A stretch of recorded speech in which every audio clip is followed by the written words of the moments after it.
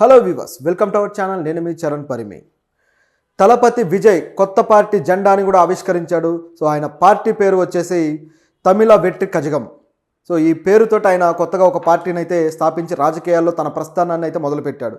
So Vijay ఎందుకు ఈ పార్టీని స్థాపించాడు, అసలు ఆయన ఉద్దేశం ఏంటి, ఏం చేయబోతున్నాడు అనేది మనం ఒకసారి చూద్దాం.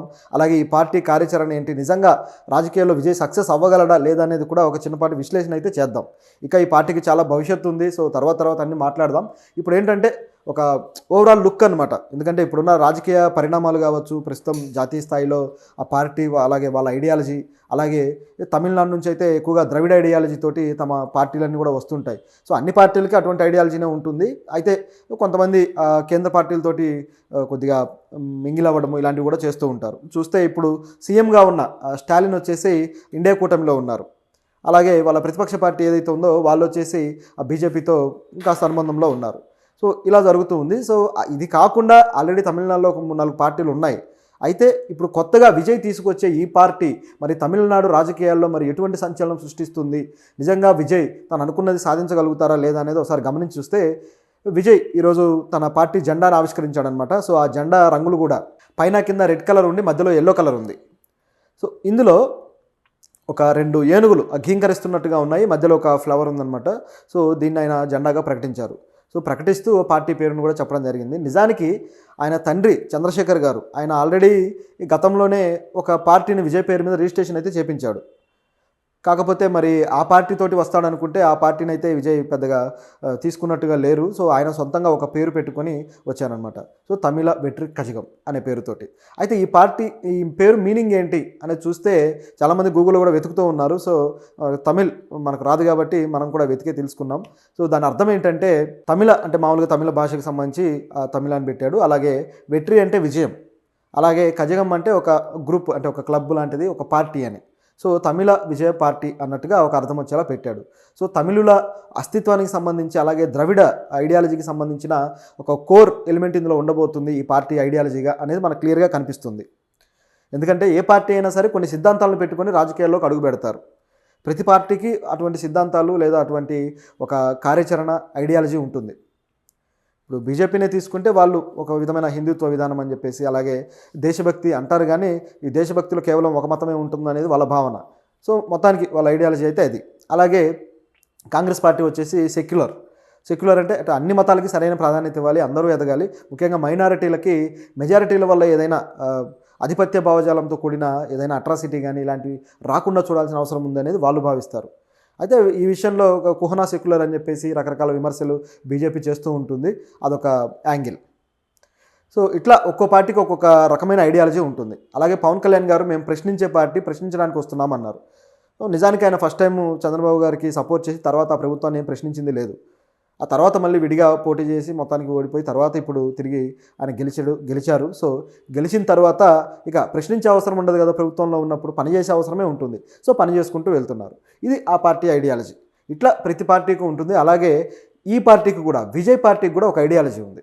అది ఏంటంటే ఆయన తన మాటల్లో చెప్పినది ఒకటి, అలాగే ఆయనకు సొంతంగా ఎటువంటి అభిప్రాయాలు ఉన్నాయనేది అనేక సందర్భాల్లో కొన్ని వివాదాల విషయంలో కావచ్చు, కొన్ని రకాల స్పీచ్ల విషయంలో కావచ్చు, కొన్ని బయట పెట్టుకున్నారు. సో దాన్ని బట్టి మనకు అవి తెలుస్తాయి.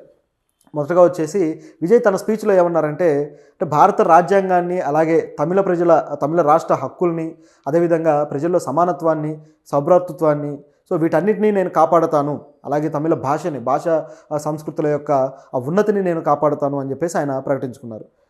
ముఖ్యంగా భారతదేశంలో ఈ సోదర భావాన్ని పెంపొందించాల్సిన అవసరం ఉందని ఆయన అన్నారన్నమాట. సో అంటే నిజానికి ఆయన ఐడియాలజీ చూస్తే ఈ సమానత్వం అనే అంశం మీద చాలా బలంగా చెప్పినట్టుగా కనిపిస్తుంది. ఈ భూమి మీద పుట్టిన ప్రతి మనిషి సమానమైన వారే, ఎవరు ఎవరికన్నా ఎక్కువ కాదు తక్కువ కాదు అని చెప్పేసి ఆయన అన్నారు. అంటే ఇటువంటి సమానత్వ ఐడియాలజీ నిజానికి ప్రస్తుతం మన దేశంలో రాజకీయ నాయకుల్లో చాలా తక్కువ ఉందన్నమాట. కేవలం కొద్ది మందిలోనే ఉంది. మిగతా చాలామందిలో ఆధిపత్య భావజాలాలే ఇంకా మగ్గుతూ ఉన్నాయి. అంటే మేము పరిపాలించే కులాల్లో పుట్టాము, మేము పరిపాలిస్తాము, మీరు మా కింద పరిపాలితులు అన్న భావన కొంతమందిలో ఉందన్నమాట.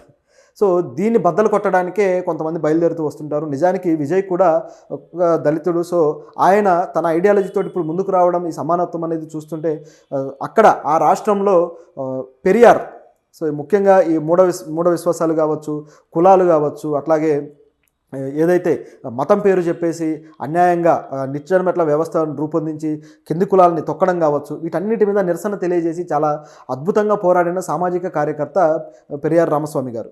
సో ఆయన ఐడియాలజీని ద్రవిడులు బాగా ఫీల్ అవుతుంటారు. ఈ ద్రవిడ ఐడియాలజీని మొదటగా కోట్ చేసింది కూడా ఆయనే. సో దీన్ని ఫీల్ అవుతూ ఉంటారు. సో ఈయన కూడా, విజయ్ కూడా అదే ఐడియాలజీని బాగా తీసుకున్నారు. ఆయన సినిమాల్లో కూడా అప్పుడప్పుడు ఇలాంటి చూపిస్తూ ఉంటాడు డైలాగ్స్ రూపంలో. అసలు విజయ్ రాజకీయాల్లోకి వచ్చి ఎటువంటి ప్రభావం చూపించగలడు, ఎటువంటి ప్రభావం చూపించే అవకాశం ఉందని మనం ఒకసారి గమనించి చూస్తే ప్రస్తుత రాజకీయ పరిణామాల్లో విజయ్కి కొంతకాలం క్రితం ఆయన సినిమాల రిలీజుల విషయంలో ఒక సీఎం తోటి గొడవ స్టార్ట్ అయింది. అది జయలలిత గారు, దివంగత జయలలిత గారితోటి ఒక లడాయి స్టార్ట్ అయింది. సో ఆయన సినిమాల విషయంలో ఆవిడ కాస్త అడ్డంకులు చెప్పడము, అంటే ఆయన సినిమాలు ఆవిడకి సంబంధించిన సన్ టీవీ ఉంది కదా, సో ఆ టీవీలో టెలికాస్ట్ చేయడానికి కొంటూ ఉంటారు. సో వాటి విషయంలో విజయ్ ఒప్పుకోకపోవడమా, లేకపోతే బేరాలు కుదరకపోవడమా, ఏదో ఒక కక్ష అయితే పెట్టుకొని ఆయన మీద ఒక టైప్ ఆఫ్ రివెంజ్కి ఆవిడ ప్లాన్ చేశారనమాట. అది విజయ్ని బాగా హర్ట్ చేసింది. అప్పటి నుంచి ఆయనకి ఆ రాజకీయాల్లోకి రావాలన్న ఆలోచనలో పడ్డాడు. నిజానికి విజయ్కి రాజకీయాల్లోకి రావాలనే ఆలోచన అంతకుముందు లేదు. ఆయన తండ్రి విజయ్ రాజకీయాల్లోకి వస్తాడు, వచ్చి తీరతాడు అని చెప్పేసి మీడియాలో ప్రెస్ మీట్లో గట్టిగా మాట్లాడేవారు చంద్రశేఖర్ గారు. ఆ తర్వాత విజయ్ పేరు మీదనే వెళ్ళి పార్టీని కూడా రిజిస్ట్రేషన్ చేయించాడు. ఇన్ని చేసిన తర్వాత కూడా విజయ్ మాత్రం నేను వెళ్ళను రాజకీయాల్లోకి అని ఆయన తండ్రితోటి కూడా విభేదించారు. ఒక్కోసారి అయితే పోలీసులకు ఫిర్యాదు చేస్తానని కూడా గట్టిగా చెప్పాడు. సో అంత వ్యతిరేకంగా ఉన్నాడు రాజకీయాల మీద. అటువంటి వ్యక్తి ఎందుకు రావాల్సి వచ్చిందంటే ఆయన్ని కొంతమంది రెచ్చగొట్టారనమాట. సో అందువల్లే వచ్చాడు. అయితే ఆయనకి ఇంకా వయసు కూడా పెరుగుతూ ఉంది కాబట్టి దానికి తగ్గట్టుగా మెచ్యూరిటీ, అదేవిధంగా సమాజాన్ని చూస్తూ ఉన్నాడు కాబట్టి మన వల్ల సమాజానికి ఏదైనా చేయొచ్చు అన్న ఆలోచన, ఇలాంటివన్నీ కూడా ఆయనకి యాడ్ అయ్యాయి. అయితే ఈ క్రమంలోనే ఆయన రాజకీయాల్లోకి వచ్చేలోపు ఇక జయలలిత గారు చనిపోయారు. సో కొత్తగా వేరే పార్టీల ప్రభావం అయితే ఆ రాష్ట్రంలో వచ్చేసింది. ఈ మధ్యకాలంలో ఆ గ్యాప్లో ఏం జరిగిందంటే మోడీ గారు చేస్తున్న కొన్ని చట్టాలు కావచ్చు, లేకపోతే కొన్ని ఏవైతే ప్రజల్ని ఇబ్బంది పెట్టే జీవోలు తీసుకురావడం కావచ్చు, వీటి విషయంలో మోడీ గారి మీద కొన్ని విమర్శలు అయితే అనేక ప్రాంతాల్లో కొంతమంది చేశారు. అందులో విజయ్ గారు చేసిన విమర్శలు కూడా ఉన్నాయి. అంటే డైరెక్ట్గా చేయకపోయినా ఇండైరెక్ట్గా కొన్ని విమర్శలు అయితే చేశాడనమాట. అది కేంద్ర పార్టీ పెద్దలకి కాస్త కాలింది. దాంతో విజయ్ని టార్గెట్ చేస్తూ విజయ్ని ఏదో ఒకటి చేయాలని డిసైడ్ అయ్యారు. వాళ్ళకి ఎలా ఉంటుందంటే చేతిలో అధికారం ఉంది కాబట్టి ఇక దాన్ని ఏదో విధంగా ఉపయోగించి అవతల వాడిని ఇబ్బంది పెడదాం అనుకుంటారు. ఇది ఇప్పుడు ఉన్న కుట్రపూరిత కుతంత్రాల కుసంస్కార రాజకీయం అనమాట. ఇప్పుడు అదే నడుస్తుంది. సో అది అప్పుడు ఏం చేశారంటే విజయ్ మీద ఐటీ రైట్స్ చేయించారు. ఐటీ రైట్స్ చేయించి సో విజయ్ ఇన్ని కోట్ల పన్ను ఎగ్గొట్టాడు అని చెప్పేసి బయట మీడియాలో ప్రచారంలోకి తెచ్చారు. సో ఆ ఐటీ రైట్స్ తర్వాత విజయ్కి చాలా కోపం వచ్చేసింది. నేను ద్రావిడుని, సో నేను నిజాయితీ కలిగిన వాడిని, నేనేంటో చూపిస్తానని చెప్పేసి ఆ రోజు ఆయన చాలా గట్టిగా సవాల్ చేశాడు. అంటే మోడీ గారి మీద అంత కోపం వచ్చింది విజయ్కి. అయితే మరి నిజంగా ఆయన ఏమన్నా ట్యాక్స్ ఎగ్గొట్టాడా అని చూస్తే విజయ్ నేను ట్యాక్స్ ఎగ్గొట్టలేదు అని చెప్పేసి ప్రూఫ్లతో సహా నిరూపించుకోగలిగాడు. సో ఇది కుట్రపూరితంగానే జరిగింది అనేది క్లియర్ అయిపోయింది. సో వీళ్ళకి దెబ్బ పడాలి అంటే మనం ఖచ్చితంగా ఒక పార్టీని రాజకీయంగా తీసుకురావాలనే ఆలోచన అయితే ఇప్పుడు విజయ్ చేశాడు. నిజానికి వాళ్ళ రాష్ట్రంలో బీజేపీ పార్టీ పెద్దగా లేదు. ఆ పార్టీ మొన్న ఎలక్షన్లో పోటీ చేస్తే అందరూ ఓడిపోయారు. సో ఇలాంటి పరిస్థితిలో మరి విజయ్ ఆ పార్టీకి ఏ విధంగా దెబ్బ కొట్టబోతున్నాడు అని చూస్తే ఇంకొక పార్టీ కొత్తగా ఒక ఐడియాలజీతో ఒక పార్టీ రావడానికి ఆ స్టేట్లో స్పేస్ కనిపిస్తుంది. సో ఖచ్చితంగా ఒక కొత్త పార్టీ రావచ్చు. కాబట్టి ఆ స్పేస్ లేకుండా చేయడం కోసమే ఇప్పుడు విజయ్ అందుకున్నాడు అనమాట.